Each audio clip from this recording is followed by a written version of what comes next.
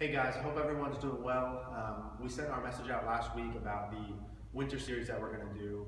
We're going to try and put out one video per week on different subject areas that you can practice at home during the winter and still have some effective practice so that when the spring comes, you'll be outside and ready to roll. So the first week we're doing is full swing. There's three basic parts to the full swing that you should practice and focus on. The first one being solid contact. If you don't have that, the distance control and direction are unpredictable, so that will always be our first priority, solid contact. And then the second part is ball pattern. So you need to have a predictable curve to the ball, whether you slice it or draw it or whatever, you need to do the same thing over and over. And then the last part is distance control. So those are the three pieces. What we're going to focus on today is priority number one, which is solid contact. So at home, I have a little station set up, if you want to just pan down here a little bit, and I have a couple sticks. Now, to do this at home is going to require 3 sticks. We just have these little alignment rods. You can get them for like a couple cents at a hardware store, little snow poles for your driveway. Now I have 3 of them. So here's how it gets set up. And actually you can have a 4th one, which is optional just for setup. If I have a golf ball and I take a normal setup, I'm going to put a stick down on the ball target line, just as a reference point. The second stick that I have is going to be on my toe line. So if this went forever, if you can see the second stick on the ground is on my toes as a reference point. And then on my way through, I'm going to put another stick on my toe line to match up on the way through. So stick on the ground, ball target, stick on the ground for toe line, and then toe line on the way through. And the last stick I'm going to use, I'm going to actually put on the club for reference. Now this feels a little bit funny in the beginning, but you can put it on the side of the club, on the top, on the right. I kind of put it on the top left.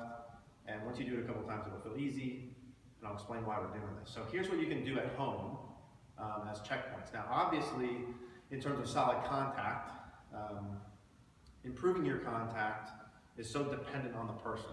It could be something grip-related, ball position, and there's a million different things that would cause you to hit it solid or not solid, so it's hard to make this personalized, but in general, there's some checkpoints you can go over that are kind of good for everyone. So here's the checkpoints that I want you doing at home, and I'll explain how to practice it. So I'm going to take my normal setup to a golf ball. In fact, I'm going to get that off that line for a minute. Now I have this stick on the club. When I take my setup, in order for it to be on my left side, some of you may need to feel that your hands are a lot more forward at address. Don't worry about that. Just you'll get comfortable over time. So I'm going to take my normal setup, sticks on the side. Now here's what I'm going to do. I'm going to get to what we're going to call spot number 1 in my backswing, which is club parallel to the ground. This club at this point is parallel to the ground. And I'm going to check 2 things. One, I want the club to be basically over that toe line, if you can see that from there. I don't want it inside the toe line. I don't want it way outside the toe line. I want it basically on the toe line. That means that my takeaway is neutral. The second point I'm going to check is where my club face is aligned. This would be perfectly straight up and down, toe up. This would be too far open, and this would be too far closed. What I'm looking for is that the club face is not straight up and down, toe up, but it's actually tilted in maybe 15 or 20 degrees. That's square to our arc. So again, normal setup, practicing my takeaway, over the toe line, and the club face is tilted in slightly. Not inside, not outside. The only piece that I want for you to check as you do this is that when you get to that spot, here, over toe line, okay, club face tilted in, is that I have turned some amount. I do not want this. I don't want this going way off my body, and I haven't turned it on, I just put it over it. I don't want that. I want, when you go back, over toe line, and my chest and my belt buckle have turned some amount to get there. We need to do building blocks here. Part number 1 is this most important part. If I get this setup piece off, the rest of it's going to go off. So setup, spot number 1. Okay, my club's over my toe line, perfect. Club face tilted slightly in, good. I've turned my chest and my belt buckle some amount, perfect. Okay. So I literally want you to just practice that. You could do that. If you did 30, 50, 100 swings a day, every day, that would take you like 5, 10 minutes to do. If you did that 3, 4, 5 days a week, you would come out in the spring being pretty good. So I would pose that first. Just get here. Okay, do I have that good? Just get here. Okay, good. Then as soon as you get comfortable with that, I'd go here. Okay, I have that good. Now I'm going to make a little swing coming through and try and clip the mat. So if I'm from this side, I'm going to do the same thing. Here's my setup. I'm gonna pose my toe line. Okay, that looks pretty good. Now from a pause spot, I'm gonna make a swing and clip the ground on the way through. Now the idea with the stick on the club and why I included that is it's gonna help you pivot and turn.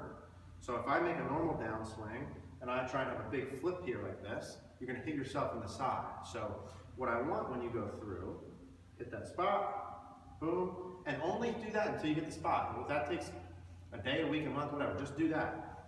As soon as you hit that spot, toe line tilted in, good. Now I'm gonna try and clip the mat and miss myself with the stick. Do not do full swings fast with these are slow.